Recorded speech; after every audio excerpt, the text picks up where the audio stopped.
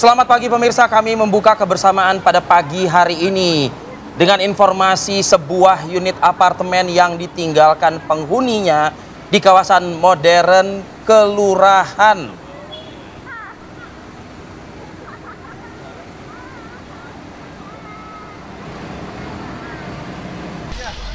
Bang, minta tolong bang. Yang berada di Tangerang, Banten, pemirsa, ini terbakar. Diduga api berasal dari alat pendingin ruangan yang berada di lantai 7.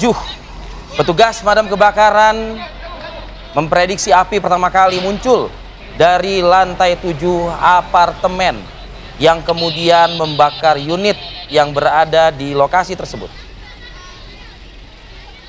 Kalau bicara soal kebakaran yang terjadi di apartemen, Put, agak sedikit banyak mungkin ya ngeri-ngeri sedap ya, karena memang kan cepat sekali pasti berpotensi menjalar gitu ya. Tapi mungkin bicara apartemen, bicara juga mungkin upaya-upaya untuk melokalisir api juga mungkin sudah dipersiapkan oleh pengelola apartemen juga.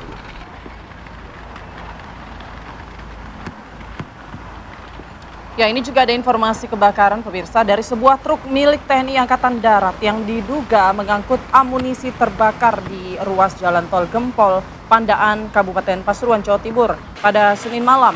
Sejumlah anggota TNI menjadi korban dalam kebakaran truk tersebut. Ini video amatir yang direkam para pengguna jalan memperlihatkan kondisi truk TNI terbakar hebat di jalur tol Gempol Pasuruan, tepatnya di Desa Winong, Kecamatan Gempol. Dalam kebakaran ini juga sempat terdengar beberapa kali ledakan keras dari dalam truk dan nampak juga dari video tersebut sejumlah anggota TNI yang diduga sebagai penumpang dan sopir truk dievakuasi dan terjatuh. Korban kemudian dilarikan ke Rumah Sakit Bayangkara, Porong Sidoarjo untuk mendapat perawatan. Api berhasil dipadamkan oleh tim damkar 1 jam kemudian, sementara arus lalu lintas dari Gempol, Pandaan, dan Probolinggo ditutup sementara untuk menghindari hal yang tak diinginkan. Mobil apa itu, Pak?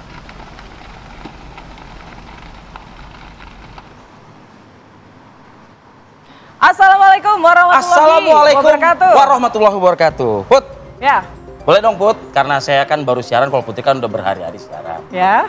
Pantunnya dari saya Iya, boleh. iya, benar. Boleh. Ya kan? Silakan membuka semangat kita pada pagi hari ini. Put, tolong hargai orang yang sudah berpikir keras, Put. Lupa ya? Nyusun kata demi kata. Ya. Oke, pemirsa, pantun pembuka untuk Anda. Naik sepeda ke pasar baru. Capek. Beli. Oh, capek. Ya, capek dong naik sepeda ke pasar baru. Iya juga ya. Iya. Oke, ini beli rambutan sama salak, pemirsa. Ya, cakep. Kalau pagi kamu letih dan lesu, ya, tonton Aki Pagi deh. Pasti seru dan ngakak wakak kakak gitu. Semangat review memang. Ada nggak? Pantun ya? Iya. Kalau nggak saya ambil alih lagi nih. Boleh saya? Oh ya boleh. Tunggu, sambil saya mikir, boleh. Nanti Saya sambil alih lagi. Ayam berkokok di atas para. Cakep mana? Cakep. Oke. Ibu masak sambil tertawa. Aki Pagi hadir menyapa Anda. Ya. Bikin otak segar tiap hari Selasa. Oke. Ada lanjutannya lagi. Oh, ada lagi. Bersama Putri Winda dan Arifah. Yeah. Arifah. Ya kan intinya pakai biar tetap nyambung gitu ya. Iya. Pokoknya nggak nyambung disambung-sambungin ya. Disambung-sambungin. Oke. Boleh dong. Oke. Ya baik. Saya mau bikin pantun tapi takut kelamaan mikir ya. Kalau nggak nyambung mohon maaf ya. Oke, lanjut. Ya, jalan-jalan bersama Adi. Itu kan mikir kan lambat deh. Oh ya, jalan-jalan bersama Adi. Terus Kakak beli kelapa. Terus? Selamat pagi para pemirsa Aki Pagi. Tetap semangat mengejar pundi-pundi. Terus jadi salah ya kan? Grogi sih. Tapi nggak apa-apa ya kan, bicara Aki Pagi itu bicara pantun biasanya. Betul. Ya kan. Dan pemirsa tentunya kita sudah siap dengan rangkaian informasi pilihan ke depan Anda ya.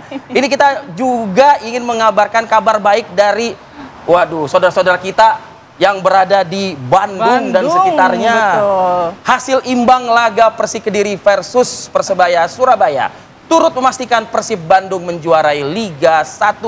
Meskipun laga pertandingan masih tersisa 3 lagi pertandingan. Supporter Persib Bobotoh langsung menggelar konvoi kemenangannya.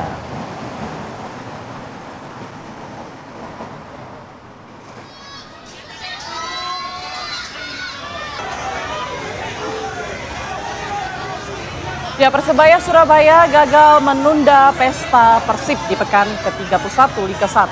Bertandang ke kandang Persik Kediri di Stadion Brawijaya pada Senin sore, Persebaya harus puas dengan hasil 3-3. Skor sama kuat 3-3 itu membuat Persebaya harus puas dengan tambahan 1 angka. Dan kini Persebaya menempati posisi ketiga klasemen Liga 1 dengan 54 poin dari 31 laga, setara dengan raihan Dewa United di posisi kedua. Meskipun tersisa 3 pertandingan lagi, dipastikan Persebaya dan Dewa United tidak akan bisa mengejar ketertinggalan poin dari Persib dan dipastikan Persib menjuarai Liga 1 tahun ini. Selamat buat Persib. Selamat buat Persib, selamat buat wargi Bandung. Warga. Wargi. Oh, wargi. Kalau orang Sunda teh ngomongnya wargi. Oh gitu. Baru tahu saya. Aduh, makanya liburan main-main ke Bandung. Saya tinggalnya juga di kawasan Sunda sebetulnya.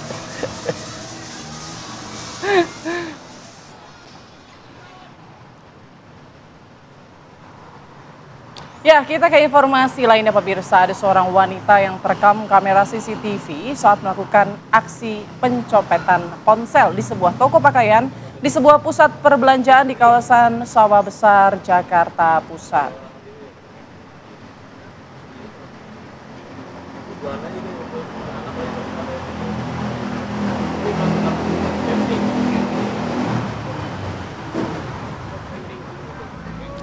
Ya, kalau kita lihat videonya sekilas tidak ada yang mencurigakan yang aneh, ya. Gitu ya. Dari gerak-gerik aktivitas para pengunjung di sebuah toko pakaian bekas, di sebuah pusat perbelanjaan di kawasan Sawah Besar. Ini nampak salah seorang pengunjung wanita yang kita lingkari ini sibuk menjajal pakaian yang akan dibelinya. Namun rupanya keasikan pengunjung tersebut menjajal pakaian telah dipantau dan menjadi sasaran empuk pelaku kejahatan. Memanfaatkan situasi yang ada, wanita di belakang korban langsung mengambil ponsel korban dan kemudian pergi tanpa disadari oleh korban. Ditemui pada Senin siang, salah seorang penjaga toko menyebut pencopetan terjadi pada Minggu 27 April di tengah situasi toko yang sedang ramai pengunjung. Pelaku diduga beraksi tak seorang diri, melainkan ada kelompok atau sindikatnya, Put. Waduh. Penampilan ya? Oke ya, nggak ubahnya dengan para pengunjung toko lah begitu. Tapi siapa menyangka? Jadi kayak estafet gitu ya, ambil kasih. Makanya lebih dari 1 orang, bahkan berpotensi lebih dari 2 orang juga. Oke pemirsa, dari informasi pembuka ini kita juga hadirkan bagaimana laporan arus lalu lintas pada pagi hari ini pemirsa. Kita bergabung yuk dengan Brigadir Yasinta dari NTMC Polri yang berada di mana Putri? Yang ada di Simpang Semanggi, Jakarta. Silakan Brigadir Yasinta dengan laporannya.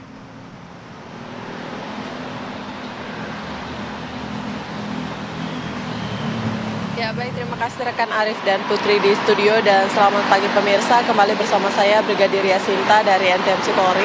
Saat ini saya akan mengajak Anda untuk memantau langsung bagaimana kondisi arus lalu lintas terkini tepatnya di kawasan Semanggi, Jakarta Selatan. Bisa kita saksikan bersama saat ini di belakang saya. Pada umumnya situasi arus lalu lintas di kawasan ini bertepatan dengan jam berangkat perkantoran memang sudah mulai terlihat adanya peningkatan volume kendaraan yang cukup signifikan di beberapa arahnya. Khususnya saat ini peningkatan volume kendaraan terjadi di jalur tol dalam kota, baik dari arah Cawang yang akan menuju ke arah Grogol atau Slipi, begitupun arah sebaliknya. Perlambatan kecepatan sesekali juga terjadi di pintu tol Semanggi karena adanya perpecahan jalur dan banyaknya kendaraan yang akan memasuki tol dalam kota maupun yang akan lurus menuju ke arah Selipi. Dan untuk mengantisipasi apabila terjadi kepadatan lalu lintas, petugas kami di lapangan memberlakukan sistem kontraflow secara situasional di tol dalam kota yang berlaku dari mulai kilometer 1.300 Halim sampai dengan kilometer 7.200 Semanggi mulai pukul 6 hingga 10 waktu Indonesia Barat. Selain itu kami informasikan juga bahwa kawasan Lingkar Semanggi ini merupakan kawasan ganjil genap. Untuk itu kami menghimbau kepada para pengendara agar melintasi kawasan tersebut untuk mengecek kembali plat nomor kendaraan Anda dan pastikan sesuai dengan tanggal hari ini atau menggunakan jalur alternatif lainnya sesuai dengan tujuan Anda. Kemudian situasi arus lalu lintas di jalur arteri dari Cawang yang akan menuju ke arah Selipi saat ini terpantau kondusif lancar. Kendaraan didominasi kendaraan pribadi baik roda 2 maupun roda 4 dengan laju kendaraan yang melintas berkisar 40 hingga 50 km per jam. Bagi Anda yang akan melintasi kawasan ini harap antisipasi adanya pertemuan arus kendaraan dari Blok M maupun Cawang yang akan menuju Semanggi, dan bagi para pesepeda agar menggunakan jalur khusus sepeda atau lajur paling kiri demi keselamatan bersama. Sementara itu berdasarkan data Irasanas Korlantas Polri, angka kecelakaan lalu lintas di seluruh Indonesia selama 1 kali 24 jam terjadi sebanyak 237 kasus laka lantas dengan rincian 13 meninggal dunia, 41 luka berat, dan 293 luka ringan. Untuk itu kami menghimbau kepada para pengendara agar selalu patuhi peraturan lalu lintas dan utamakan keselamatan dalam berkendara. Dan untuk informasi selengkapnya seputar arus lalu lintas terkini, Anda dapat menghubungi call center kami di 1500669 atau SMS center di 9119. Anda juga dapat mengakses website kami di korlantas.polri.go.id. Stop pelanggaran, stop kecelakaan, keselamatan untuk kemanusiaan, dan salam presisi. Demikian Brigadir Yasinta melaporkan langsung dari kawasan Semanggi, Jakarta Selatan. Kembali ke studio, silakan. Jalan-jalan lupa bawa peta. Cakep. Di tengah jalan ketemu kuda. Cakep. Terima kasih laporannya Brigadir Yasinta. Iya. Selamat kembali melanjutkan tugasnya. Iya, jangan luar biasa. Brigadir Yasinta dari NTMC Polri mengabarkan langsung dari Simpang Semanggi, dan hati-hati juga jangan sampai di persimpangan hati. Aduh, susah itu urusannya nanti ya. Urusannya agak berat ya. Ini bukan di kantor kepolisian urusannya lagi. Oke, tapi hati yang sudah tekad dan bulat ini insya Allah ya selalu dalam lindungan Allah Subhanahu Wa Taala. Karena apa? 3 kloter yang tiba di Asrama Pondok Gede, Jakarta Timur dijadwalkan Put hari ini akan diberangkatkan menuju Madinah pada 6 Mei 2025. Sesaat lagi ya, kita akan hadirkan informasinya untuk Anda. Ya, Anda kembali menyaksikan Apa Kabar Indonesia Pagi pemirsa. 2 kloter jemaah calon haji di embarkasi Pondok Gede, Jakarta Timur telah berangkat ke Tanah Suci, di mana calon jemaah dari berbagai daerah ini terus berdatangan untuk mengikuti proses pemberangkatan ke Tanah Suci. Terdata 3 kloter yang tiba di Asrama Haji Pondok Gede, yaitu kloter 14, kloter 13, serta kloter 16. Ya, ketiganya dijadwalkan berangkat ke Madinah hari ini 6 Mei 2025. Kloter 14 tiba di Asrama Haji Pondok Gede pada pukul 8 waktu Indonesia Barat, disusul oleh kloter 13 yang tiba pada pukul 12 dan untuk melakukan proses finalisasi sebelum berangkat ke Tanah Suci.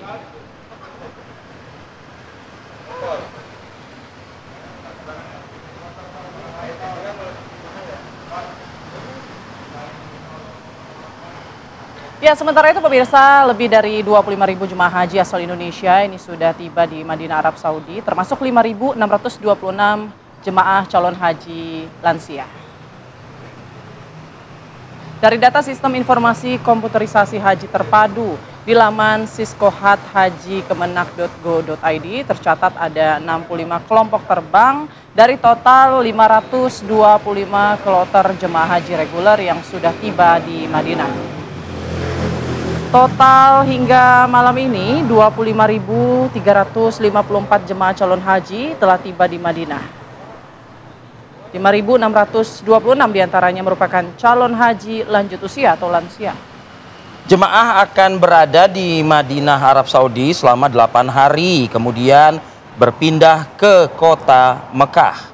Jemaah diimbau agar menyesuaikan antara kondisi kesehatan dan ibadah. Suhu di kota Madinah diprediksi mencapai 41 derajat Celcius. Jemaah diimbau untuk mewaspadai gejala dehidrasi maupun juga heat stroke.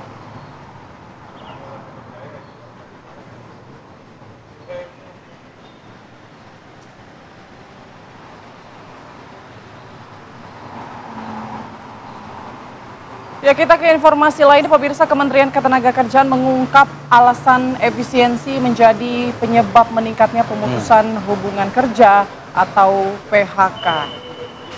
Hal itu disampaikan Menteri Ketenagakerjaan Yasirli di hadapan Komisi 9 DPR RI Senin pagi. Menurut Menaker, angka PHK melonjak di tahun 2023 dan juga di 2024. Nah, sebelumnya pemutusan hubungan kerja tertinggi terjadi pada masa COVID-19, di mana pada tahun 2020 jumlah korban PHK tercatat mencapai 386 ribuan orang. Sementara 4 bulan berjalan di tahun 2025 sudah lebih dari 2.000 orang dirumahkan. Menaker mengatakan pula 3 daerah tertinggi kasus PHK adalah Jawa Tengah, Jakarta, dan Riau. Terbanyak terkait dengan industri pengolahan, perdagangan, dan aktivitas jasa lainnya.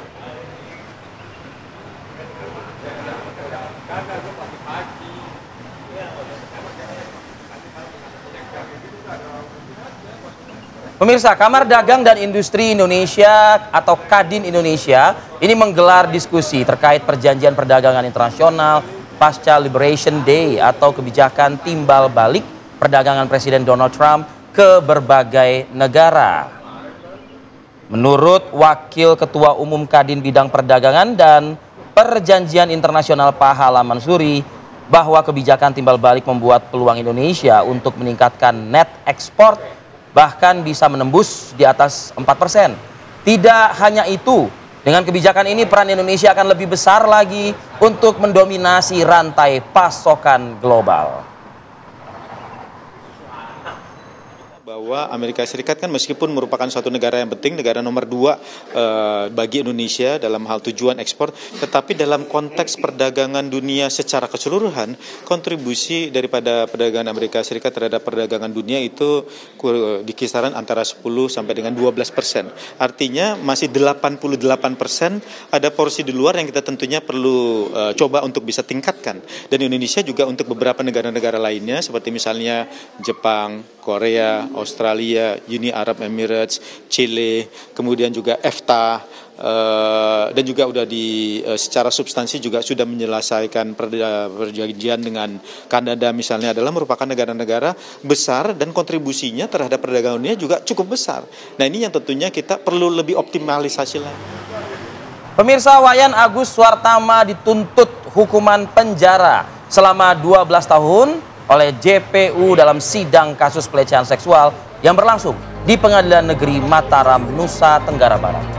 Sesaat lagi kami akan hadirkan informasinya untuk Anda. Wayan Agus Suartama ini dituntut hukuman penjara selama 12 tahun oleh Jaksa Penuntut Umum dalam sidang kasus pelecehan seksual yang berlangsung di Pengadilan Negeri Mataram, Nusa Tenggara Barat.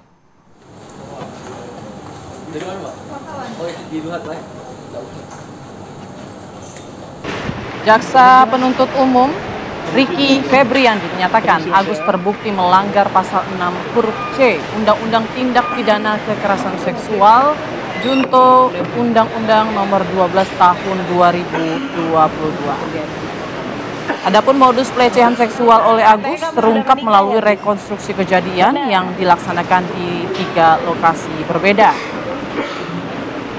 Menurut jaksa, kondisi fisik terdakwa ini justru dipakai untuk memperdaya korban, dan hal ini membuat jaksa berharap agar hakim mempertimbangkan untuk memperberat tuntutan kepada terdakwa. Gus, ada komentar Gus?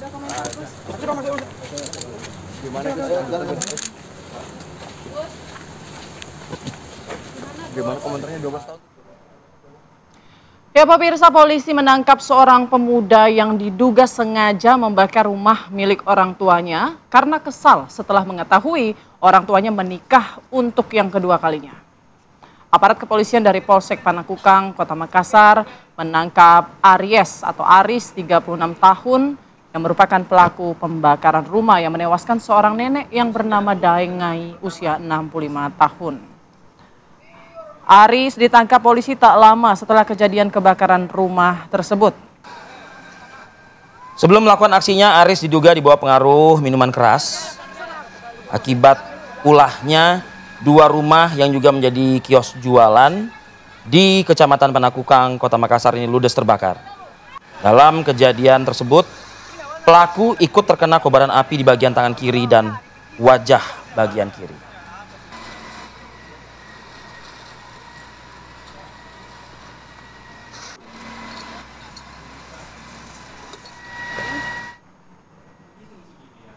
Seorang warga pengunjung sebuah tempat hiburan malam di Samarinda, Kalimantan Timur ini tewas ditembak orang tak dikenal. Polisi berhasil membekuk 9 pelaku termasuk sang eksekutor penembakan. Warga Jalan Lambung Mangkurat tewas di dekat mobilnya setelah ditembak 5 kali oleh orang tak dikenal di depan sebuah tempat hiburan malam. Saksi mata menuturkan mendengar beberapa kali tembakan dan pelaku ini menggunakan pakaian serba hitam. Usai melakukan aksinya, pelaku kabur meninggalkan lokasi. Namun kurang dari 24 jam, 9 pelaku penembakan berhasil dibekuk tim gabungan Jatanras Polda Kalimantan Timur. Ke-9 pelaku tersebut ada yang sebagai eksekutor, lalu juga pembantu eksekutor dalam memberi informasi terkait posisi korban untuk dieksekusi. Ya, selain mengamankan para pelaku, polisi juga mengamankan senjata api yang disembunyikan di kebun milik warga usai mereka melakukan aksinya.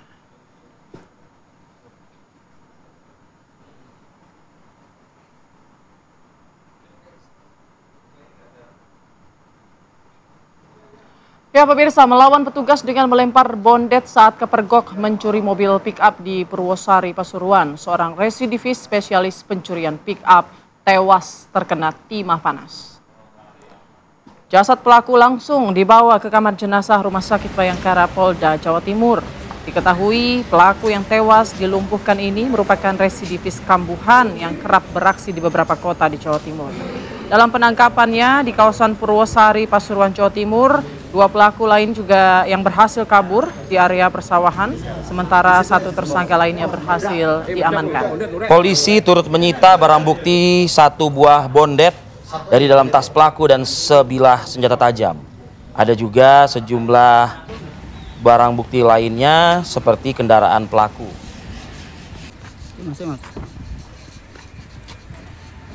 Baik pemirsa, setelah malang melintang di dunia kejahatan, akhirnya polisi melakukan tindakan tegas terukur gitu ya terhadap pelaku. Dan kita ingin dalami juga peristiwa ini. Sudah bergabung bersama kami pada pagi hari ini Ajun Komisaris Besar Polisi Jumhur Kasubdit 3 Jatanras Polda Jawa Timur. Pak Kasubdit, selamat pagi Pak. Selamat Pak, pagi. ini proses pagi, Mas, Mbak. melakukan tindakan tegas dan terukur ini Pak, bisa kami dijelaskan terhadap pelaku? Jadi malam itu kita dapat informasi bahwa ada pergerakan pelaku di wilayah Pasuruan. Lalu kita lakukan penyelidikan, memang betul target kita pelaku yang memang sudah kita cari dan dia berulang kali sudah melakukan di wilayah 3 Polres di wilayah Jawa Timur. Salah satu yang berinisial A ini. Dan memang waktu itu kita buntuti pergerakannya dan kita sergap waktu itu di TKP langsung. Waktu itu di TKP pelaku berempat sudah masuk pekarangan target. Jadi di dalam itu ada 2 pick up yang mau dia ambil. Kita langsung melakukan penyergapan tapi berhasil melarikan diri. Kita sempat kejar-kejaran sampai jarak 1 kilo. Di tengah persawahan kita pepet pelaku tersebut. 2 melarikan diri, 1 kita amankan. Yang 1 ini sempat melakukan perlawanan, melempar 1 bondet ke mobil anggota, tapi tidak ada anggota yang terkena. Anggota langsung sebelum yang bondet kedua dilempar, sempat kita lakukan peringatan, tapi tidak dihiraukan. Kita lakukan tindakan tegas. Demikian, Mbak. Mas. Baik.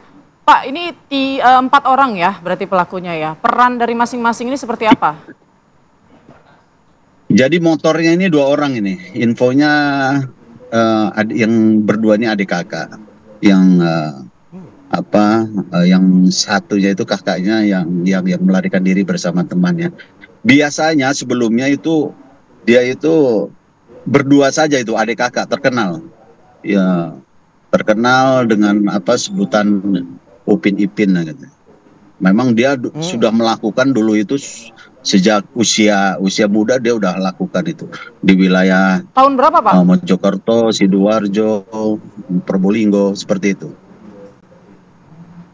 Ya, sejak tahun berapa itu mereka udah beraksi? Yang paling aktif itu yang adik kakak ini. Dia ada yang bagian gambar, ada yang bagian rusak gembok. Makanya kita di luar dugaan juga, malam itu mereka membawa temannya. Biasanya mereka berdua, malam itu mereka berempat. Demikian. Oke. Pak Kasubdit, kalau boleh diketahui dalam perkara sebelumnya ini, mereka ini atau kedua pelaku ini memang sudah keluar masuk juga begitu ya, penjara ya? Menjalani hukuman berapa lama tuh, Pak Kasubdit? Kenapa, Pak? Menjalani hukuman berapa lama tuh sebelum-sebelumnya untuk perkara-perkara sebelumnya? Infonya di bawah 2 tahun mereka sudah keluar melakukan lagi. Rata-rata di bawah 2 tahun mereka melakukan, dan memang tidak membuat jera mereka untuk melakukan lagi. Dan memang mereka spesialisnya yang mereka cari itu mobil-mobil niaga ya, jenis pick up atau box gitu, karena menurut mereka itu, dan hasil pengembangan yang pelaku yang kita amankan kemarin itu ya, karena cepat terjualnya. Ini masih kita kembangkan ke pelaku-pelaku yang menampung atau penadah dari mobil-mobil tersebut. Karena yang kesulitan kita, mereka transaksi itu kan di jalan, langsung diambil oleh penadah. Jadi untuk ciri-ciri sudah kita dapat, tapi mau kita cross check terkait alamat-alamat pelaku-pelaku atau penadah tersebut. Demikian. Baik, Pak, untuk 2 pelaku lainnya yang kabur ini apakah sudah terendus keberadaannya? Anggota masih kejar pelaku yang melarikan diri itu, yang 2 orang. Kita sudah tahu ya, insya Allah secepatnya kita lakukan penangkapan. Udah kita sebar informasi di lapangan. Insya Allah cepat loh, Mbak. Baik. Masih, Mbak. Baik. AKBP Jumhur Kasubdit 3 Jatanras Polda Jawa Timur. Terima kasih Pak untuk penjelasannya pagi ini di Apa Kabar Indonesia Pagi. Selamat kembali bertugas. Terima kasih Mas Ari, Mbak. Ya. Sukses selalu. Kita apresiasi ya Pak untuk ketegasan petugas, mengingat efek jera kan juga seharusnya kan terjadi ya. Betul. Ketika menjalani masa pemasyarakatan tersebut. Tapi ternyata diulang lagi. Ya, wajar saja masyarakat kemudian resah ya, karena sudah berulang kali mereka melakukan aksi yang sama pula begitu ya. Oke. Baik, kita ke informasi selanjutnya pemirsa. Presiden Prabowo Subianto membantah tudingan bahwa dirinya presiden boneka yang dapat dikendalikan oleh Presiden ke-7 Joko Widodo. Kita akan hadirkan informasi selengkapnya sesaat lagi. Saya dibilang apa itu? Presiden boneka, saya dikendalikan oleh Pak Jokowi. Saya katakan ini tidak benar.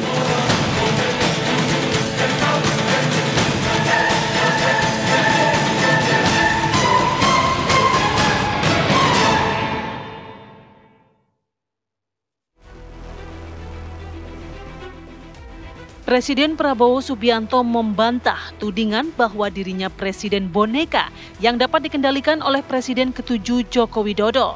Hal tersebut disampaikan Presiden Prabowo saat memberikan arahan di sidang Kabinet Paripurna pada Senin sore.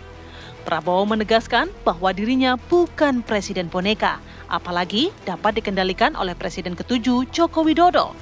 Meski Prabowo mengakui bahwa dirinya kerap melakukan konsultasi dengan Jokowi, Prabowo menganggap hal tersebut wajar dilakukan karena Jokowi telah menjabat sebagai presiden selama 10 tahun. Namun Prabowo juga menegaskan konsultasi terkait isu nasional juga ia lakukan kepada presiden terdahulu, termasuk dengan Presiden ke-6 Susilo Bambang Yudhoyono dan Presiden ke-5 Megawati Soekarno Putri. Dari Jakarta, Fatimah Albar Wahyudin Justin, TV One mengabarkan.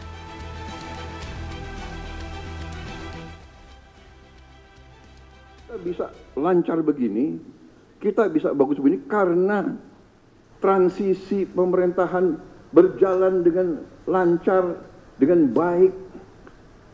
Saya dibilang apa itu? Presiden boneka, saya dikendalikan oleh Pak Jokowi. Iya kan? Seolah Pak Jokowi tiap malam telepon saya. Saya katakan itu tidak benar. Bahwa kita konsultasi, ya itu seorang pemimpin yang bijak. Ya kan, konsultasi, minta pendapat, minta saran. Beliau 10 tahun berkuasa. Saya menghadap beliau nggak ada masalah. Saya menghadap Pak SBY tidak ada masalah. Saya menghadap Ibu Mega tidak ada masalah. Kalau bisa menghadap Gus Dur nggak bisa.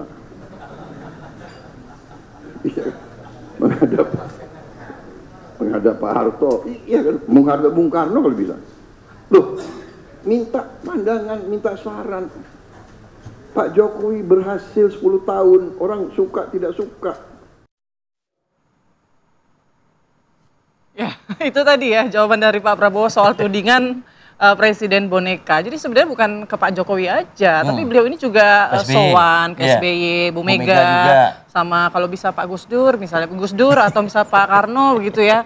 Mau juga kali sowan untuk apa ya, belajar, namanya juga presiden terdahulu punya pengalaman gitu kan. Ini mungkin sebetulnya nih benih-benih dari usulan dulu-dulu tuh Prabowo Subianto ingin membentuk All Presidents Club itu kali ya, betul, gitu loh. Jadi wadahnya itu nanti di situ mungkin. Tapi mungkin juga karena apa ya, kurangnya independensi dari Prabowo sehingga publik memberikan tuduhan presiden boneka. Nah itu yang akan kita bahas ya. Apakah kurang independen begitu presiden kita sampai orang mikirnya itu presiden kita ini ada dalangnya gitu ya. Arah-arahkan, disetir-setir. Gini-gini ya. Oke, kita bahas dengan narasumber yang hadir pada pagi hari ini. Ada Mas Ujang Komarudin, tenaga ahli utama Kantor Komunikasi Kepresidenan. Assalamualaikum, pagi. Mas Ujang. Dan juga ada Mas Pangi Syarwi Caniago, analis politik Universitas Bung Karno. Selamat pagi. Pagi, Mas Pangi. Putri. Ini udah gak sabar untuk berkomentar terkait dengan statement ini nih. Udah siapin catatan ya, panjang. Tapi ngomong-ngomong punya catatan, Putri juga punya catatan. Punya catatan juga. Ini langsung saja ya mungkin ya. Angin berhembus ke tengah kota. Cakep. Daun bergoyang tiada bersuara. Tuduhan tentang presiden boneka, ini benarkah atau sekedar prasangka? Ya tentu ini tuduhan-tuduhan yang tidak berdasar ya. Kenapa? Pertama kalau kita lihat bagaimana karakter Pak Prabowo sangat tegas, sangat kuat, sangat independen. Dan kita lihat juga diplomasi di luar negeri begitu kuat karakternya.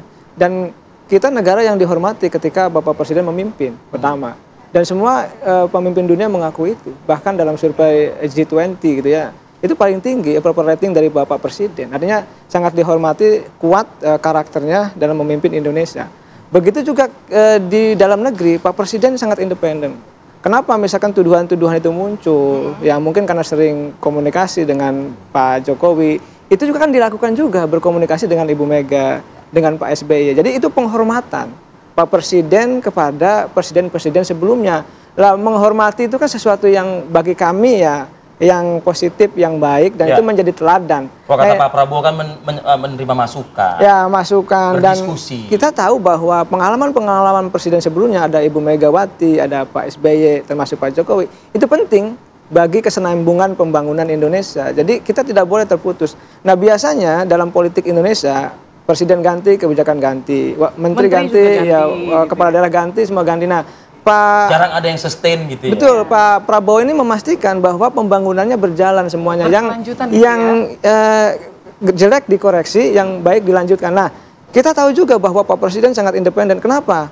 Dari kampanye-kampanye yang sudah disampaikan ketika Pilpres yang lalu, ini kan direalisasikan. Dan itu ada 8 Astacita, ada 17 program prioritas Bapak Presiden, ada juga 8 PHTC, program hasil terbaik cepat. Ini kan dilakukan tanpa ada cawe-cawe, tanpa ada intervensi. Semuanya berdasarkan kepada planning, rencana, proses, implementasi, bahkan nanti output ya yang harus kita lihat bersama-sama, kita nilai bersama-sama. Dan ini terbukti 6 bulan masa pemerintahan Pak Prabowo itu banyak gol-gol yang tercipta. Apa? Ada MBG, ada CKG, ada revitalisasi sekolah. Nah, ini banyak lagi program-program yang nanti juga akan dieksekusi. Misalkan sekolah unggulan Garuda, lalu sekolah rakyat. Ini bagi kami ini menjadi sesuatu yang penting bahwa yang dilakukan oleh Bapak Presiden betul-betul independen. Kalau hubungannya dengan Pak Jokowi, dengan Ibu Megawati, dengan Pak SBY itu penghormatan Pak Presiden kepada presiden-presiden sebelumnya, dan itu sesuatu yang baik dan mestinya menjadi teladan. Ada presiden yang hormat kepada presiden sebelumnya, pada pendahulunya, dan itu juga Pak Presiden seperti hormat juga kepada almarhum Gus Dur, almarhum Bung Karno, almarhum B.J. Habibie. Dan bagi kami ini sesuatu yang baik untuk pembangunan Indonesia ke depan, persatuan, gotong royong, kesolidan, dan tadi ada komunikasi bersama antara presiden saat ini dengan presiden-presiden sebelumnya. Mungkin Presiden Prabowo Subianto ini dia mengatakan itu dalam, ini kalau nggak salah lagi sidang paripurna kabinet ya kalau nggak salah, betul. Kan? Itu sebagai bentuk juga untuk menjawab apa tudingan-tudingan publik ya gitu Kang Ujang ya. Nah pertanyaannya, publik bisa berspekulasi seperti ini, mungkin juga sebagai bentuk apa? Kebingungan publik juga terhadap jajaran kabinetnya juga begitu. Diharapkan mungkin kan presiden kan tegas. Kalau misalnya masih main mata dengan mantan presiden, berkunjunglah itu gitu kan. Ya jangan-jangan memang itu udah arahan juga dari presiden. Nah gitu loh maksudnya Kang Ujang. Ya kalau berkunjung ketika lebaran ya halal bihalal itu sesuatu yang biasa saja. Ada menteri berkunjung kepada mantan presiden di Solo. Bagi kami itu sesuatu yang tidak ada masalah. Kenapa? Karena bagian daripada ajaran Islam, ajaran agama, siapapun silaturahmi untuk melakukan silaturahmi, bahkan silaturahmi diajarkan dalam Islam, menambah rezeki gitu ya, dan menambah kesehatan, dan itu sesuatu yang baik. Oleh karena itu kami melihat Bang Arif ya, apa yang menjadi catatan kami gitu terkait dengan kritikan publik bahwa Bapak Presiden dituduh ya boneka, tidak independen, itu sesuatu yang menurut kami ya tuduhan-tuduhan yang tidak berdasar. Karena artinya bukan melindungi kabinetnya ya berarti? Tidak, kabinet kami kompak, kami bekerja keras. Pak Presiden sudah sampaikan dalam sidang rapat kabinet paripurna bahwa sangat bangga dengan kabinetnya, solid, dan tadi kami sudah menciptakan gol-gol yang banyak. 8 Astacita kita realisasikan, 17 program prioritas kita juga eksekusi, dan PHTC juga program Pak Presiden, program hasil terbaik cepat kita jalankan bersama-sama. Ini sesuatu kekuatan dari Pak Presiden bahwa beliau sangat independen dan berkarakter. Oke, Bang Panggi, kalau secara politik nih tuduhannya ini berdasar nggak? Iya begini Mbak Putri sama Bang Arif Fadil, bahwa memang ini kan masyarakat juga punya persepsi, dan di pemerintahan juga punya pandangan kan. Nah persepsi masyarakat itu kan selama ini kita melihat ada hal yang harus diapresiasi. Misalnya di era Pak Prabowo itu terjadi undang-undang undang-undang ITE itu bisa dieksekusi, dicabut. Ini kan prestasi bahwa pemerintahan Pak Prabowo dianggap lebih demokratis dari pemerintahan sebelumnya. Karena yang mengkritik di media sosial atau di mana nggak akan bisa dipenjarakan lagi. Yang kedua, misalnya ada keinginan untuk perampasan aset, undang-undang perampasan aset akan dieksekusi di era Pak Prabowo, dan itu belum pernah terjadi di presiden sebelumnya. Itu menampakkan bahwa beliau tegas dalam penegakan hukum. Nah, meskipun dalam pidato beliau kemarin tidak menyinggung soal kalau ada menteri saya melakukan penyimpangan, saya langsung akan giring ke penjara, kan nggak ada statement itu yang sangat disayangkan. Nah, yang ketiga misalnya outsourcing, yang selama ini jarang presiden hadir langsung, dan ini hadir langsung mengatakan memang kasihan orang udah tua di PHK, lagi anaknya lagi sekolah kan kasihan nggak ada pesangon. Itu kan perjuangan suara anak orang-orang kecil gitu.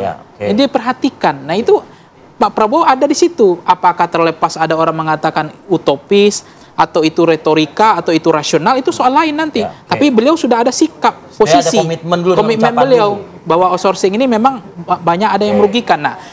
Nah, ini kita apresiasi semua. Ada hal-hal gebrakan yang dilakukan Pak Prabowo. Beliau mengasih misalnya akan ada target sampai 80 juta di akhir Agustus. Orang makan gratis. Gak ada masalah. Itu sangat baik. kemudian beliau akan menyalurkan uang cash langsung ke orang susah, 500 triliun, termasuk kemarin token listrik. Kita apresiasi, ini sebuah prestasi juga.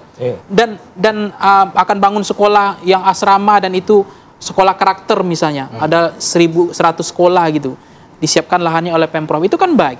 Nah, meskipun memang pada saat yang sama, kan persepsi publik juga wajar bertanya, kenapa sih seolah-olah orang-orang di era pemerintahan sebelumnya itu kayak kebal hukum gitu loh. Tidak ada agenda penegakan hukum yang keras, kok orang menteri-menteri yang lama yang tidak ada bermanfaat, tidak ada kinerja, tetap lanjut, kerja lama tetap masih dipakai gitu. Nah, Pak Prabowo juga punya pandangan bahwa bahkan terang-terangan bicara ke hadapan publik, bos saya kan begitu. Iya, tetap tidak ada yang diberhentikan. Padahal kerja kinerjanya selama jadi menteri 5 tahun atau 10 tahun yang lalu nggak hebat-hebat banget. Jadi kejadian-kejadian ini yang kemudian terframing oleh publik itu seakan-akan dia ini bonekanya, begitu. Nah, saya nggak tahu apakah wayang atau dalang di sini otoritasnya. Tetapi kan prinsipnya kan bagi Pak Prabowo, ini kan mazhabnya persatuan kebangsaan, merangkul semuanya. Bahwa beliau ingin ada keberlanjutan, nggak boleh ada yang tidak ada keberlanjutan. Nah, dengan Pak Jokowi nggak boleh terhenti. Makanya, tetapi ada pandangan lain, misalnya, kok Pak Prabowo dikatakan nggak bisa intervensi. Pak Prabowo sering katakan, kalau ada orang yang mau intervensi saya, pasti orang itu akan terpental, kan gitu, karena semakin kuatnya. Tapi pandangan orang, kok semuanya cabang-cabang kekuasaan penegakan hukum saja, boleh dari Panglima, ya kan, kemudian Kejaksaan, KPK, atau termasuk Polri, kok orang-orang lama nggak ada yang diganti sama sekalipun gitu. Nah, berarti kan Pak Prabowo mengatakan tidak bisa diintervensi, tapi dia tidak menggunakan hak prerogatifnya, otoritasnya, atau memang Pak Prabowo mengatakan, ini orang masih bagus semua, saya butuh, masih tetap. Ya boleh dong kita hargai juga kan. Ya, itu tersebut. Pandangan yang itu pandangan untuk mereka tidak mau ekstrim kan. Artinya tidak mau langsung dibuang gitu. Artinya tetap dipakai sampai kapan? Sampai dia pensiun kan? Sampai pensiun atau kapan? Karena pandangan masyarakat lain juga sudah gelisah. Ada penegakan hukum yang mandek, nggak jalan gitu. Karena orangnya masih orang-orang lama yang tidak ada gebrakan di peristiwa hukum, penegakan hukum. Nah, atau memang Pak Prabowo menghargai bahwa, kan Pak Prabowo mengatakan selalu menghargai Pak Jokowi kan, bukan hanya karena ada Gibran di sini saja. Nggak ada ada biru, saya puji bahwa adanya inflasi, kan dia puji inflasi. Itu kinerja Pak Jokowi 10 tahun, manajemen Pak Jokowi 10 tahun. Negara terendah inflasinya di 5 negara, di bawah itu Beijing kan dibilang begitu. Nah, termasuk Pak Prabowo misalnya surplus pertanian kan. Beras sepanjang sejarah Indonesia berdiri ada surplus beras dan itu terbaik itu. Beliau puji menteri-menteri, dan itu kan menteri lama juga sebenarnya. Bahkan dia sindir yang lucu kan, menteri pertanian udah hitam karena sering ke daerah kan. Sementara Natulus Pigai harusnya bisa jadi menteri pertanian juga kan. Ada lalu lucu-lucuan begitu. Dia masuk ke MBG harus buka sepatu, sementara pengawalnya pas pampres nggak buka sepatu gitu kan. Termasuk kalau bisa menghadap ke Gus Dur, saya menghadap kan. Itu kan sebenarnya mencairkan saja. Tapi saya nggak tahu apakah Pak Prabowo itu menaruh intel-intelnya di semua kementerian yang ada titipan-titipan tadi, seolah-olah begitu. Jadi Pak Prabowo kalau dia polos-polos nggak mungkin juga polos. Kalau maupun masih tidak orang lama yang dipakai, pasti itu tetap titipan loyalisnya Pak Jokowi, tetap dia akan taruh intel-intelnya untuk melihat pergerakan ini benar nggak loyal, benar nggak jadi kuda troli, benar nggak penumpang gelap. Jangan-jangan Pak Prabowo kemarin muji-muji itu jebakan juga sebenarnya. Dia bisa punya strategi lain untuk kan begini, orang selalu dia mengatakan di semester semester pertama 6 bulan ini kabinet Merah Putih ini kan dianggap sangat puas, berhasil. Tapi di saat yang sama masyarakat bertanya dong, wajar, kok banyak pabrik yang tutup, pengangguran kok banyak, kok banyak hari ini tingkat kemiskinan juga problem gitu. Itu wajar juga publik bertanya. Jadi secara orang istana tepuk tangan kemarin, ada yang seolah-olah 99 berhasil MBG, tepuk tangan. Orang keracunan kan lucu juga sebenarnya. Orang udah keracunan jangan dianggap 99. Iya berhasil. Tapi ini kan harusnya Prabowo tinggal bilang nggak boleh ada lagi keracunan, kan bisa. Kemudian Danantara muncul isu hari ini tidak bisa dibuka, misalnya KPK tidak bisa menangkap direksi baru komisaris Danantara. Ini dibiarkan. Jadi ini paradok lagi, anomali lagi di sisi mau aset perampasan aset mau dieksekusi, tapi tiba-tiba dan antara ada lucunya juga kan wartawan, boleh nggak ditambah 5 menit? Boleh. Kalau puji-puji kita istilahkan, tapi kalau kita menggiliran marah-marahin menteri, wartawan kita keluar, itu bagus, demokratis gitu kan. Nah, tetapi pada saat yang sama, ini isu ini diliar. Dan antara ini level confident jadi bermasalah, ya kan? Orang direksi aja nggak bisa diapa-apain sama KPK, kamu ngapain ini Pak Prabowo? Mau kemana intensitas arahnya? Nah, ini yang dicurigai publik, jadi level confident masyarakat jadi hilang lagi. Kan Pak Prabowo hadir kemarin dalam pidato itu, dia menjadi pemadam kebakaran. Dia nggak mungkin pesimis, Bang Arif Fadil Putri. Dia pasti membangkitkan animo kepercayaan trust building publik. Bahwa ini pemerintahan terbaik dalam sejarah Indonesia. 6 bulan ini kami hijau. Karena tingkat kepuasan kami di atas 70% approval rating. Boleh dong Pak Prabowo. Nggak mungkin dong presiden pesimis. Pasti pesimis memberikan harapan karena kita ada di Indonesia. Hashtag kabur aja itu karena nggak ada harapan. Tapi kalau masih ada harapan bahwa memang akan lapangan pekerjaan akan terus tumbuh, tidak hanya sekedar karena kalau Pak Prabowo selalu banyak akan pidato-pidato seperti ini, retorika begini, tapi nanti persoalan pengangguran, lapangan pekerjaan tidak bisa diatasi, itu kan jadi paradoks sendiri. Nah, itu gimana tuh Kang Ujang tuh ya? Usai jeda gimana Kang? Kami kembali saat lagi.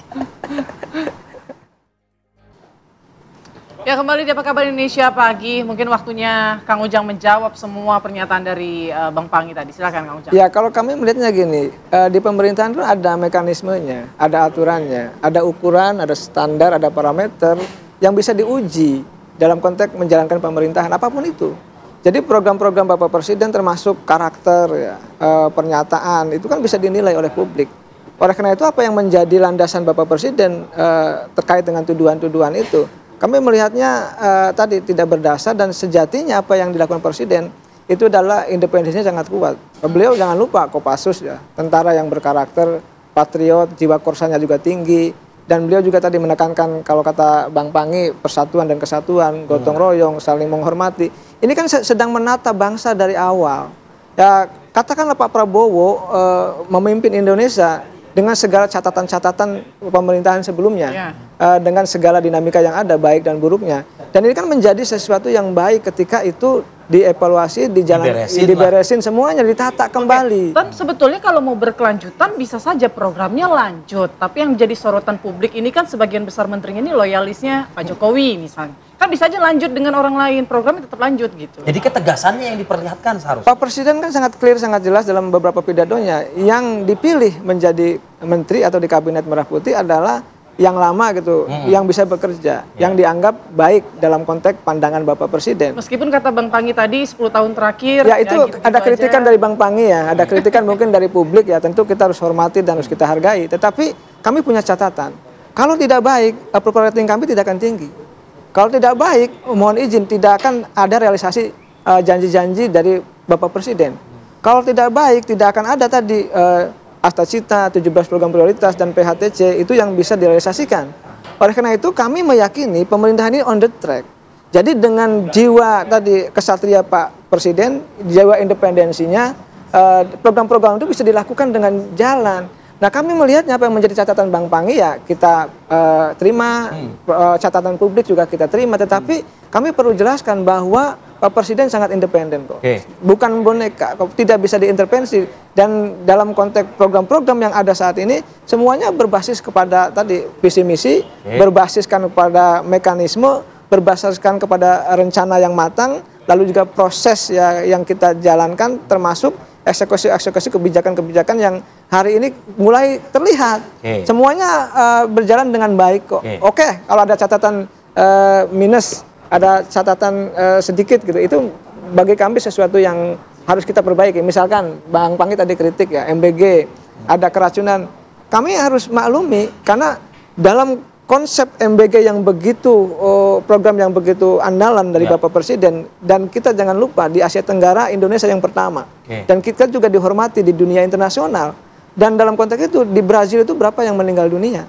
Dan justru ini kami evaluasi hari demi hari demi kebaikan, dan Bapak Presiden sudah memanggil juga semua terkait dengan persoalan MBG itu untuk Badan Gizi Nasional untuk diingatkan, lalu ditata kembali, dievaluasi, dan insya Allah ke depan akan lebih baik lagi. Tentu apa yang disampaikan Bang Pangi catatan kritis ya dari seorang akademisi yang baik menurut hemat kami dan kita harus hargai. Dan jangan lupa juga Pak Presiden kita sangat independen, tidak bisa diintervensi dan hubungannya baik dengan semua seorang akademisi gitu. Contohnya lain. misalnya Pangi Sarwi Caniago misalnya gitu.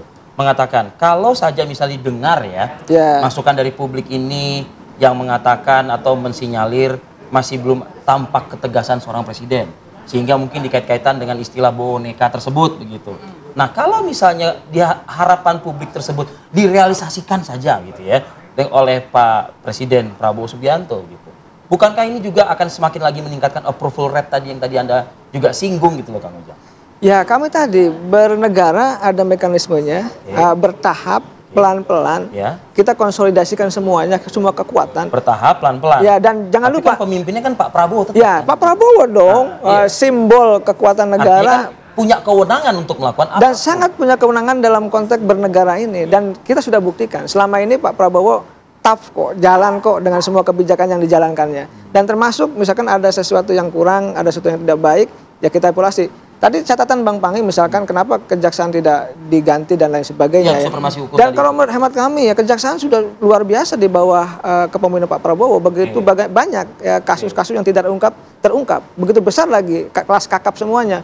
Oleh karena itu ketika prestasinya baik, tadi ukuran kinerjanya itu baik, ya dipertahankan nggak ada masalah. Yang baik dipertahankan. Yang pertahankan. Tetapi tadi kalau dievaluasi tidak baik, tidak bagus kerjanya, baru kita ya katakanlah Pak Presiden punya catatan tersendiri terkait dengan kabinet itu. Secara umum ingin kami jelaskan Mas Fadil, Mbak Putri, Bang Pangi, seluruh pemirsa, kami bekerja habis-habisan kok, mati-matian untuk kepentingan masyarakat bangsa dan negara. Dan Pak Presiden selalu mengatakan semua yang menjadi kebijakan beliau semuanya untuk kepentingan rakyat. Sekarang bagaimana Mas Bang Arief ya, bagaimana ada tambang-tambang ilegal, sawit-sawit ilegal, ini sudah mulai diambil untuk negara. Ya, penegakan hukum juga bagaimana dulu yang tidak tersentuh juga tersentuh. Tadi kalau ada catatan yang baik dari publik ya kita terima sebagai bagian evaluasi untuk kita perbaiki bersama-sama. Bang Pangi, tudingan publik soal Presiden boneka ini, apakah bisa dikatakan ada indikasi mencerminkan bahwa rakyat ini tidak percaya atau cerminan ketidakpercayaan terhadap legitimasi maupun kemandirian politik Pak Prabowo? Meskipun tadi sudah disampaikan kerja pemerintahan sejauh ini positif begitu ya, tapi rate-nya masih tinggi. Bagaimana? Iya, memang salah satu persepsi itu kan menilai memang masyarakat itu menilai appropriating ya level confidence-nya sejauh mana. Nah, tentu itu adalah modal bagi pemerintah untuk menjalankan pemerintahan. Nah, terlepas tadi soal misalnya kenapa masih menteri-menteri lama terlalu banyak, kemudian kalau memang alasan tadi kepolisian, Panglima, Kapolri kita, kemudian Kejaksaan dan KPK termasuk dianggap MDN Jokowi, tapi kalau memang kinerjanya baik, berarti memang wajar dipertahankan itu saja kan. Berarti kenapa sampai sekarang nggak diganti? Berarti kinerja mereka baik. Nah itu kan, tapi bagi masyarakat tentu dia punya penilaian juga. Apakah dengan nggak ada lagi orang yang mampu lebih terbaik lagi dibanding yang ada sekarang gitu kan? Apakah Pak Prabowo nggak menjaga juga membuat ya lingkaran dia juga sendiri yang kuat juga yang bisa langsung garis komandonya ke beliau lagi. Kenapa kira-kira Pak Presiden tidak melakukan itu? Ya, membuat lingkaran sendiri yang Anda maksud tadi. Saya tahu ya eranya Presiden Jokowi, mantan Presiden Jokowi ini kan banyak yang tersandra ya. Nah, saya terus terang aja begitu, dibiarkan aja melakukan kesalahan ya. Kemudian itu jadi jadi kuncian. Ini tudingan atau fakta? Nah, itu yang kita itu kan nggak saya yang membuktikan. Saya kan cuma akademisi. Berarti kabarnya itu. Ya kan hukum yang ditegakkan untuk membuktikan itu kan. Nah, tuduhan-tuduhan itu kan kita udah cari duit sendiri, mau suruh cariin bukti kan repot. Ya, nasib kita mah udah di trotoar jalan kaki begini disuruh mencariin bukti kan. Ya memang negara lah cari buktinya gimana caranya supaya orang ini betul-betul nggak ada lagi orang yang kayak gini cara penegakan hukum kita. Maksudnya dibiarkan orang melakukan kesalahan begitu ada tangkap gitu kan. Habis itu takut-takuti sehingga masuk intervensi dia jalan. Itu kan nggak boleh lagi terjadi. Kalaupun ada bisa iya bisa tidak kan gitu. Ini kan dugaan-dugaan karena kalau intervensi itu pasti ada kartu truf. Ada kartu mati gitu. Sehingga orang bisa leluasa. Makanya kan orang mengatakan Pak Jokowi dulu adalah Pak Jokowi ini orangnya akan bebek lumpuh. Kalau udah nggak berkuasa lagi akan ditinggal. Buktinya hari ini beliau masih datang tuh orang. Iya, masih datang orang jadi bebek terbang lagi kan. Artinya apa? Dia punya Padahal bebek nggak bisa terbang ya sebenarnya. Manajemen yang bagus, setelah dia tidak berkuasa dia masih dihargai, dihormati oleh Pak Prabowo. Nah, di sisi lain memang misalnya apa yang disampaikan Pak Prabowo kita apresiasi juga. Misalnya kita sudah tidak impor lagi, justru Kamboja hari ini udah bingung kemana mau diimpor barangnya. Karena beras kita sudah surplus kan, pangan kita, jagung kita. Ini kan kerja-kerja yang menurut saya bagus harus dipertahankan. Jadi Bang Panggi, kira-kira apalah yang bisa dilakukan Pak Prabowo ya setelah kerja-kerja nyata tadi sudah dilakukan agar supaya tudingan-tudingan seperti ini tidak muncul gitu. Membuktikannya bagaimana? Iya, biarkan penegak hukum independen ya melihat mana yang sebetulnya nggak ada lagi kebal hukum gitu. Itu yang penting, penegakan hukum. Karena kan kalau rakyat aspek hukum yang harus digenjot harus digenjot sebenarnya, karena memang rakyat itu kalau makan kan bisa cari makan, kalau keamanan mereka bisa menjaga keamanan, tapi kepercayaan, trust itu kan soal penegakan hukum. Nah itu yang harusnya dibiarkan independen oleh Pak Prabowo. Kalau memang ada dulu kesalahan-kesalahan masa lalu yang memang harus dituntaskan, Pak Prabowo buka aja akses, terserah mau ngapain gitu. Karena Pak Prabowo kan udah bilang saya tidak akan lindungi kan. Nah, saya tidak akan intervensi. Nah, saya tidak akan intervensi. Nah, itu penting karena melihat bahwa ini pemerintahan independen. Jadi mau orangnya pemerintahan sebelumnya, mau sekarang kalau memang terlibat masalah skandal, masalah hukum, ya udah silakan supaya memang dianggap Pak Prabowo memang nggak intervensi. Tetapi kan publik juga bisa merasakan kok banyak yang persoalan-persoalan hukum yang dibiarkan saja nggak dituntaskan. Benar seperti itu Kang Ujang, nggak ada yang dibiarkan? Ya kalau kami mengawal ya, Pak Prabowo mengawal. Misalkan dulu Harper Muiz begitu rendah ya, Pak Presiden pidato alhamdulillah gitu ya, penegak hukum sadar gitu dengan keputusannya itu dan putuskan naik ya, hukumannya kan, artinya kan Pak Presiden peduli, Pak Presiden sangat jelas keberpihakan terhadap penegakan hukum ini dan berkali-kali Pak Presiden selalu mengatakan dalam konteks penegakan hukum ya akan memberantas korupsi kok, termasuk Bang Panggi katakan men-spill undang-undang pemberantasan perampasan aset. Nah artinya itu kan ada niat yang kuat, ada kesungguhan dari Bapak Presiden untuk bisa menyelesaikan persoalan korupsi, termasuk penegakan hukum. Nah kami punya teori begini, kami berlatar belakang akademisi ya. Demokrasi itu harus paralel dengan penegakan hukum. Jadi saya sepakat dengan Bapak Panggi, kalau penegakan hukumnya baik, maka demokrasi akan baik. Dan korupsi juga akan hilang kalau penegakan hukumnya baik. Oleh karena itu Pak Presiden berangkatnya dari penegakan hukum tadi. Dan kami yakin kok pemerintah ini akan berjalan dan akan kuat dari sisi penegakan hukum. Oleh karena itu silakan nanti publik menilai ya apa yang menjadi catatan dan kinerja kami termasuk dalam konteks penegakan hukum tadi. Dan kami pula percaya tadi nilai-nilai dari publik itu kan setiap hari kami terima gitu loh. Oh ini pemerintah nilainya A atau nilainya B atau plus minus kami terima kok. Kami selalu ada evaluasi harian. Dan itu disampaikan ke Presiden? Disampaikan kepada Bapak Presiden. Oleh karena itu kami jujur Bang Arif ya, Mbak Putri, Bang Panggi, kami itu tidur 3-4 jam nggak lama untuk bekerja. Artinya kami sungguh-sungguh untuk membangun bangsa, memastikan bahwa tuduhan-tuduhan itu sebenarnya tuduhan yang berlaku juga dulu kepada Pak Jokowi kan, tuduhan diintervensi dan sebagainya, sama lagunya lagu lama. Tetapi kami ingin membuktikan bahwa Bapak Presiden kerja untuk rakyat, independen dan tadi sangat kuat di kita di nasional di Indonesia dan jangan lupa juga sangat dihargai di dunia internasional. Itu kan suatu prestasi yang membanggakan dari Bapak Presiden kita. Ya mudah-mudahan sih seperti itu ya. Bahkan juga kalau bisa Presiden juga tidak lagi mungkit-mungkit saya bukan Presiden boneka, tapi saya akan gunakan tangan besi untuk memakmurkan dan mesejahterakan rakyat. Jadi tidak perlu tentara itu kan bagus ya, tentara dan pangan kan. Itu nggak masalah. Tetapi kan ya, jangan sampai tugas fungsi pokoknya tentara menjaga pertahanan keamanan negara itu terlupakan. Itu yang dikhawatirkan publik kan. Nah itu harus dievaluasi. Nah kalau sehari-hari pangan hari ini kan kita senang-senang saja, termasuk ada tadi persoalan waktu kita sudah habis ya, apa namanya tentara ngurus pangan ini juga harus dikritik kalau terlalu ya kalau persoalan yang lain menurut saya bagus Pak Prabowo fokus pada Undang-Undang Nomor 33 kan, bahwa bumi, air, kekayaan alam dijaga oleh negara dan digunakan sepenuhnya untuk kesejahteraan rakyat, tidak masalah gitu. Baik, Bang Panggi Syaritanyo, terima kasih. Kang Ujang kemarin, terima kasih atas waktunya sama kami pagi. Sehat selalu semuanya. Amin. Baik pemirsa, kita jeda terlebih dahulu. Usai jeda kita akan hadirkan informasi dari blokade Israel yang menghentikan aliran barang dan pasokan ke Gaza sejak 2 Maret dan membuat warga Gaza terpaksa mengumpulkan sisa makanan dari tempat sampah demi bertahan hidup. Kami akan hadirkan informasi sesaat lagi. Untuk membahas kondisi kemanusiaan saudara-saudara kita di Gaza akibat dari biadabnya Israel dan cenderung mungkin tidak punya otak mungkin ya ini Zionis ini. Nah, kita sudah hadirkan narasumber kita di studio pada pagi hari ini.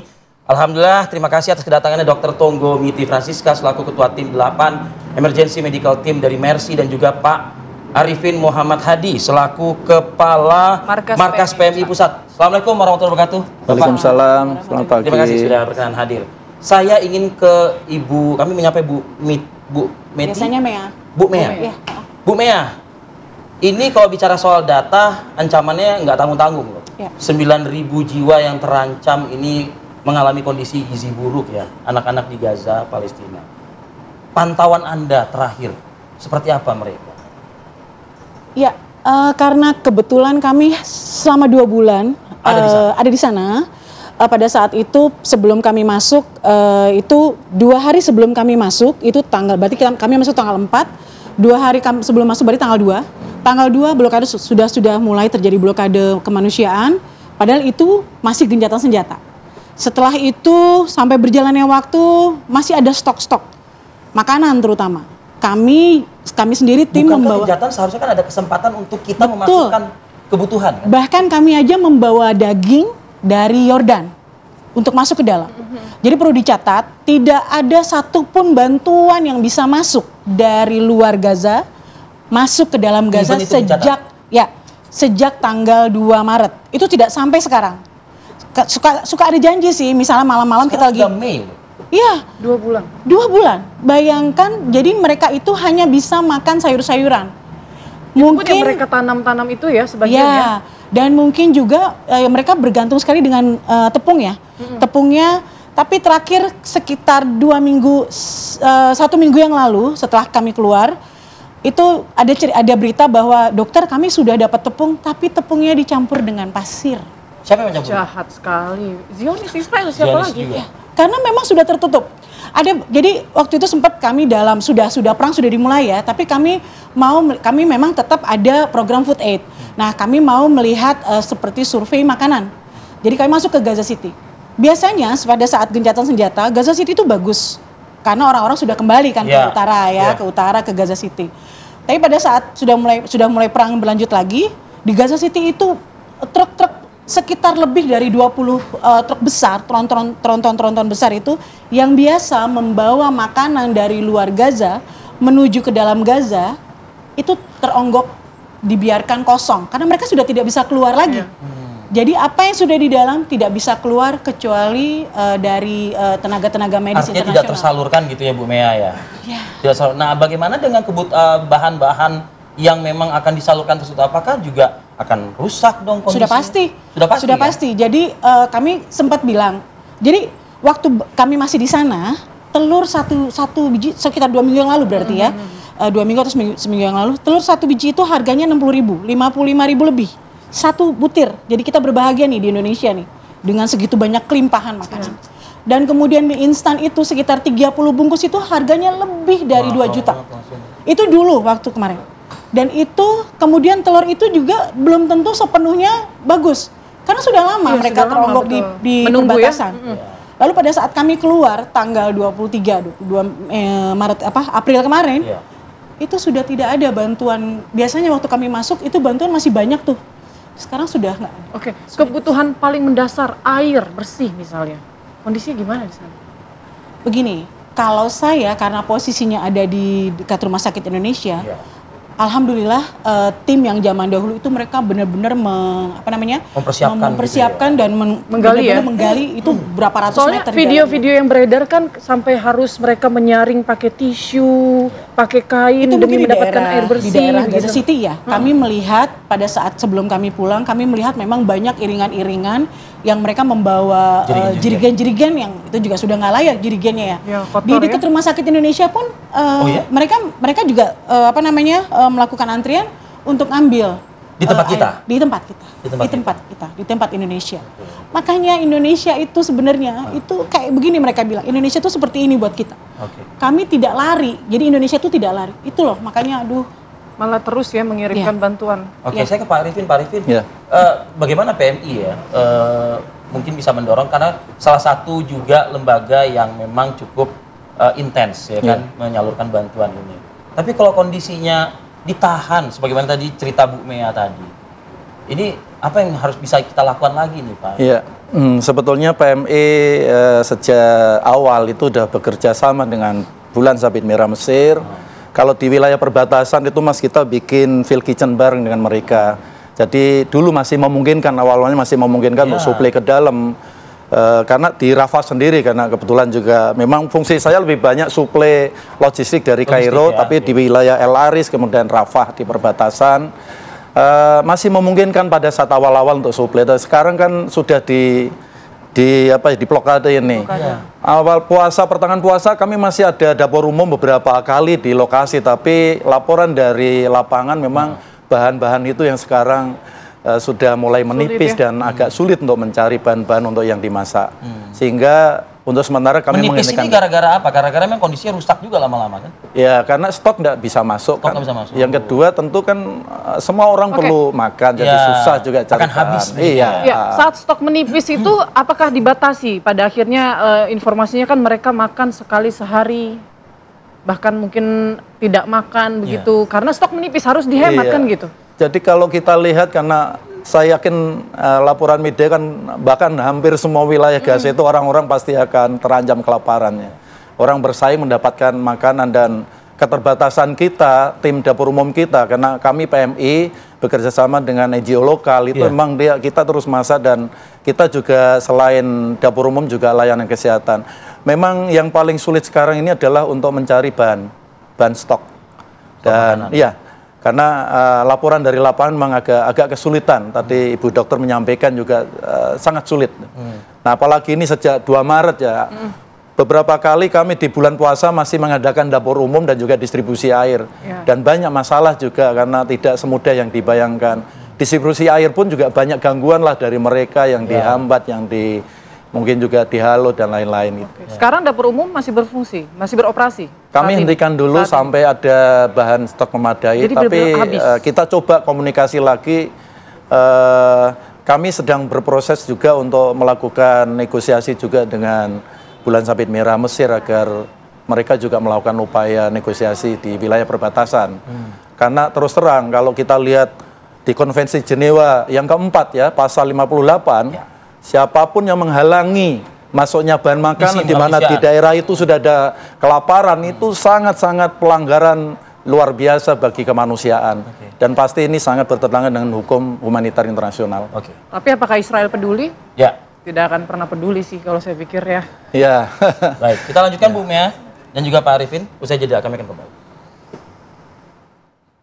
Ya, baik, Anda kembali di Apa Kabar Indonesia Pagi, pemirsa. Saya lanjutkan ke Bu Mea. Bu Mea, berarti artinya relawan Mercy ini apa ya, benar-benar tantangan yang dihadapi di sana itu berat sekali ya untuk memasukkan bantuan ataupun juga untuk menangani pasien-pasien. Dokter gimana? Di rumah sakit. Kebutuhannya apakah minim atau bagaimana? Kira-kira waktu akhir Maret itu memang sudah ada laporan dari Kementerian Kesehatan bahwa obat-obatan sudah tinggal 50%. Nah, saya nggak tahu nih sekarang nih. Berarti, tapi kabar dari teman-teman memang sudah sangat menipis karena kita terbiasa menghabiskan stok. Karena semua baik makanan maupun obat-obatan, baik apapun itu adalah dari stok. Dan sekarang sudah lama-lama sudah mulai menipis. Dan kami juga mendapat laporan mengenai masalah-masalah ini juga. Yang tadi kelaparan itu juga akhirnya menyangkut juga kepada ada relasi juga kepada teman-teman di Rumah Sakit Indonesia. Ada salah satu yang tadi saya ceritakan, ada salah satu dokter dari dokter ortoped. Dia menceritakan, baru tadi malam kami dapat kabarnya, dia menceritakan bahwa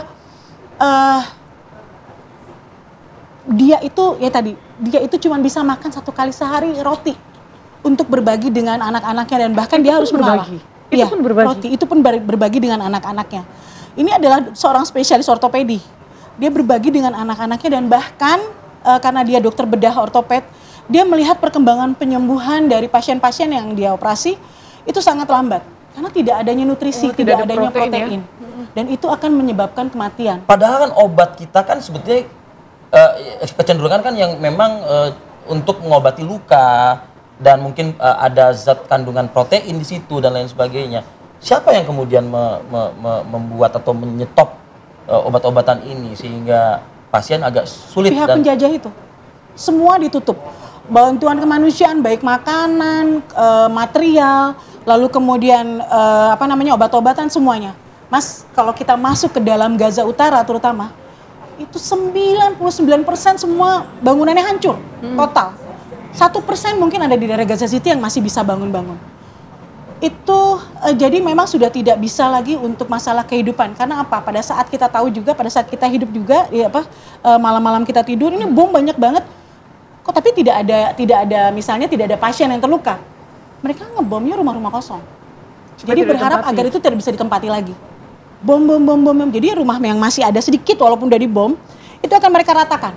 Jadi tidak boleh ada kesempatan siapapun warga Gaza yang bisa hidup di situ. Jadi saat ini warga Gaza khususnya ibu-ibu ya, orang tua tengah berputus asa lah ya melihat kondisi anak-anak mereka yang dalam kondisi gizi buruk, dirawat, hanya tinggal mungkin ya mohon maaf tinggal menghitung hari lah ibaratnya kalau kita membayangkan posisi mereka gitu ya, karena tidak ada pasokan sama sekali. Bayangin tidak hanya di daerah utara Rumah Sakit Indonesia, karena kebetulan kami juga ada klinik di Gaza Selatan, di Khan Yunis, Al-Mawasi itu.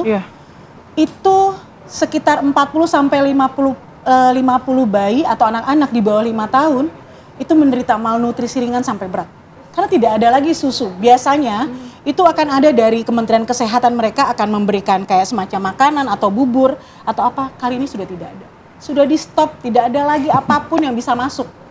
Jadi kalaupun misalnya dokter-dokter internasional yang mau masuk, mereka hanya bisa bawa diri. Kenapa? Karena barang-barang pun di stop. Ini Mercy ada lagi pesan peralatan-peralatan medis itu di Jordan, itu nggak bisa masuk. Jadi nakes itu gimana ngobatin yang nggak punya peralatan dan obat-obatan? Peralatan yang ada aja Mbak, ya tinggal menunggu waktu. Kita tinggal menunggu waktu. Makanya mereka kelaparan Mbak sekarang. Selain kelaparan, mereka juga tinggal menunggu waktu apakah bom itu ada di situ. Jadi setelah gencatan senjata di stop, bom itu random. Jatuhnya itu kita tidak ada yang tahu ada di mana. Pokoknya tiba-tiba, biasanya kalau dulu kan suka ada pemberitahuan, ada koordinat ini. Ini sudah itu. Jadi mereka itu pihak penjajah itu akan terus-terusan sehingga membuat orang-orang yang ada di warga Gaza itu terteror, mereka kelaparan, mereka kemudian akhirnya memutuskan untuk keluar. Mungkin, saya nggak tahu. Tapi yang pasti saat ini kehidupan mereka sudah di luar. Berapa orang saat ini yang berada di sana? 2 juta ya? Sekitar 2 jutaan lebih lah tapi. Dengan tim kita? Dengan tim kita tinggal 1 tapi hari ini mau keluar. Karena kami postpone dulu untuk melihat kalaupun kita bisa masuk, kita tidak bisa membawa apapun. Sulit nggak keluar saat ini? Tergantung dari WHO. WHO bekerja sama juga memang, akhirnya mereka, yang pasti kami masuk atas arahan dari WHO. Dari WHO juga bekerja sama dengan pihak, bukan bekerja sama sih, mereka mendapat arahan dari pihak Israel. Untuk kalau kamu mau keluar tunggu green light dulu dari kami. Kalau nggak ada green light kamu nggak boleh keluar. Itu WHO menunggu arahan Israel. Bayangkan. Tapi kan tidak sedikit juga yang sudah keluar tapi sulit juga untuk masuk lagi. Ya, banyak yang akhirnya dilarang. Oke. Untuk PMI sendiri bagaimana Pak Arifin? Berapa tim kita yang kalau tadi cerita Pak Arifin di segmen sebelumnya kan ada teman-teman kita yang membuka dapur dan lain sebagainya. Ya, jadi kita ada 5 titik ya. Jadi karena PMI di Kairo karena kita kan suplai barang. Kami merekrut relawan lokal dari mahasiswa kita di Al-Azhar yang kita rekrut sebagai relawan PMI. Kemudian kita juga bekerja dengan Bulan Sabit Merah Mesir. Kalau tadi dilihat Ibu Dokter menyampaikan memang kami pada bulan Mei itu melihat 5.000 truk kontainer isi makanan dan juga obat-obatan, salah satunya juga antrian di wilayah Rafah itu juga sangat sulit, apalagi yang sekarang ini. Nah sehingga mungkin satu-satunya cara adalah harus dibuka akses ya, supaya kita bisa bekerja kembali. Kami bulan Maret kemarin sampai dengan April masih membuka dapur umum, tapi kan barang-barangnya tidak ada. Agak sulit sekali bagi kita melanjutkan. Kalau nanti itu dibuka, pasti PMI akan memulai lagi untuk dapur umum. Kami bekerja untuk air, karena air ini laporan dari kawan-kawan kita di lapangan banyak juga yang kena ginjal itu. Karena dia tidak minum, coba dehidrasi mungkin sangat tinggi dan juga tadi udah disampaikan sangat sulit. Kami fokus juga di dapur umum dan juga pelayanan kesehatan dan juga distribusi air bersih. Tapi mendapatkan sumber air bersih itu pun juga susah, ada masalah karena kadang juga dihalang-halangi, ada saja lah ya. Jadi kayaknya memang dipersulit supaya mereka itu ada masalah para pengungsi kita di sana. Nah, jadi ke depan saya pikir satu-satunya cara supaya akses bantuan bisa masuk baik melalui yang dari Jordan maupun yang dari Mesir melalui Rafah itu harus dibuka. Dan bagaimana komunikasi dengan pemerintah yang setidaknya mungkin bisa juga ya untuk membantu menegosiasikan agar bantuan tersebut bisa tersalurkan, agar pintu perbatasan itu bisa sedikit melunak begitu? Ini kalau saya dengar cerita karena saya di El Aris kan Bulan Sabit Merah Mesir itu yang diserahin tugas mengendalikan semua perputaran barang-barang baik dari UN yang lainnya menuju ke Rafah, menuju ke perbatasan. Dan kalau saya lihat banyak sekali juga obat-obatan tadi yang termasuk yang disebut adalah rejected item. Misalkan anestesi, tabung oksigen, banyak di sana karena itu, dan kadang peraturan di tengah jalan itu berubah-ubah SPO-nya ya, suka-sukanya Israel suka-suka. Begitu mereka antri awalnya boleh, mereka sampai perbatasan barang ini tidak boleh. Contoh saja yang saya agak sedih itu adalah sleeping bag, karena saat itu suhu sangat dingin. Itu karena warnanya hijau, persis warna tentara, itu tidak boleh masuk. Ya. Dan kenapa warna tentara jadi tidak boleh masuk? Dan tidak hanya orang-orang di dalam Gaza, di luar Gaza pun yang mensuplai barang itu juga kelelahan secara mental, karena pada saatnya dia masuk barang sudah di-reject dan SOP-nya itu berubah-ubah. Memang betul bahwa ini adalah satu jadi strategi untuk bagaimana di dalam bisa mati pelan-pelan. Jahat sekali ini. Anestesi tidak boleh masuk. Anestesi biar banyak sekali, biar merasakan tabung sakit. oksigen, apapun yang peralatan medis itu tidak masuk akal. Satu contoh yang kemarin dari bantuan TV One yang tenda tenda awalnya kita pesen tapi ternyata tidak boleh pakai metal. Akhirnya kita rubah jadi kayu. Kayu juga nggak boleh. Kayu boleh masuk akhirnya. Jadi ini yang kita upayakan, tapi memang satu-satunya cara supaya mereka dapat suplai makanan, suplai bantuan itu harus dibuka bordernya. Baik, Bu Mea, salam kami ya Bu, sabar juga buat teman-teman yang juga berjibaku di sana dalam misi kemanusiaannya Bu. Ya, kita tetap mendoakan ya Mas. Sama-sama. Tidak melupakan mereka ya Mbak. Iya, kita harapkan juga upaya keluar mungkin dari salah satu anggota Mercy, semoga lancar ya, bisa kembali ke tanah air, sehat, selamat, tanpa ada hambatan. Terima kasih juga untuk Pak Arifin. Kita akan melanjutkan terus, insya Allah. Kita suarakan terus kemerdekaan Palestina. Siap. Baik, terima kasih. Terima kasih. Pemirsa, kita jeda terlebih dahulu. Usai jeda kita hadirkan segmen viral ya, kabar-kabar viral, diantaranya public figure atau artis sinetron Jonathan Frizzy yang ditangkap anggota Satuan Reserse Narkoba Polresta Bandara Soekarno-Hatta karena diduga mengedarkan vape yang mengandung obat keras jenis etomidate yang dibawa dari luar negeri. Sesaat lagi kami akan kembali.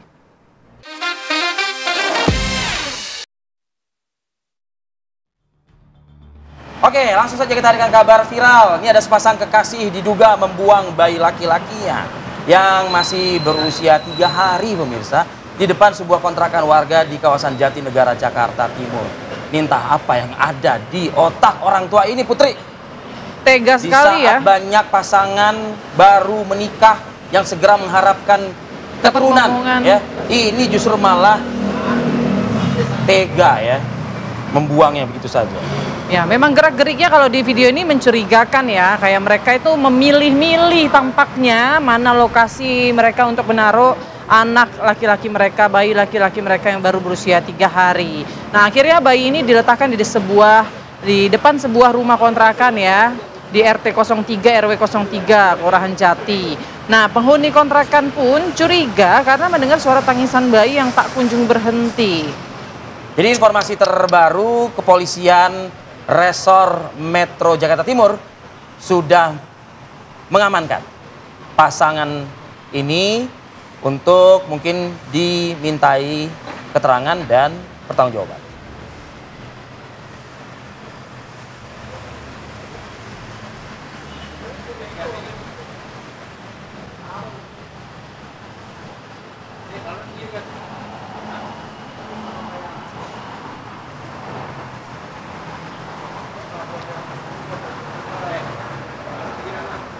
Baik, kita ke informasi viral lainnya pemirsa. Anggota Polresta sudah berpakaian orange dia. Bandara Soekarno-Hatta ini membongkar kasus produk farmasi tanpa izin berupa vape ya, yang salah satu tersangkanya ini adalah public figure atau mantan artis sinetron Jonathan Frizzy. Sebetulnya nggak pakai masker juga kita udah bisa kenal ya, tanda ya mukanya nih ya. Ya, selain Jonathan Frizzy alias Ijong, polisi juga menangkap 3 tersangka lain berinisial BTR, EDS, serta 1 wanita berinisial ER. Kapolresta Bandara Soekarno-Hatta, Komisaris Besar Polisi Ronald Sipayung, dalam kasus ini peran Ijong sangat vital. Selain memesan barang, Ijong juga mengatur kurir untuk membeli di luar negeri dan membawanya ke tanah air. Selanjutnya barang-barang tersebut diedarkan di Indonesia termasuk ke kalangan sesama artis tanah air.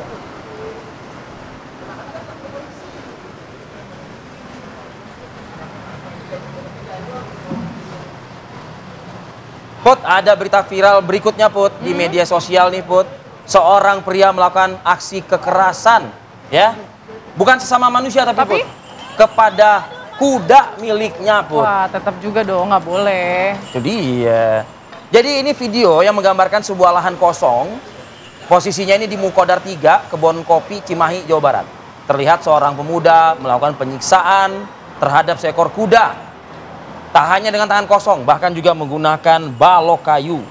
Jadi diduga kuda miliknya ini sulit diatur karena tampak kelelahan.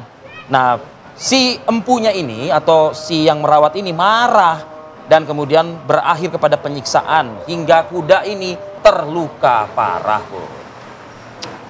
Makanya mungkin kalau saya pribadi ya Rivi, di tempat-tempat wisata kalau kira-kira kudanya kurus, kecil, saya pasti nggak akan naik. Nggak akan naik situ. Saya nggak akan mau naik. Justru malah kita belikan aja tuh. Ya. Wortel, daun-daunan gitu. Wortel, gula, nah itu kesukaannya Iya, juga. iya.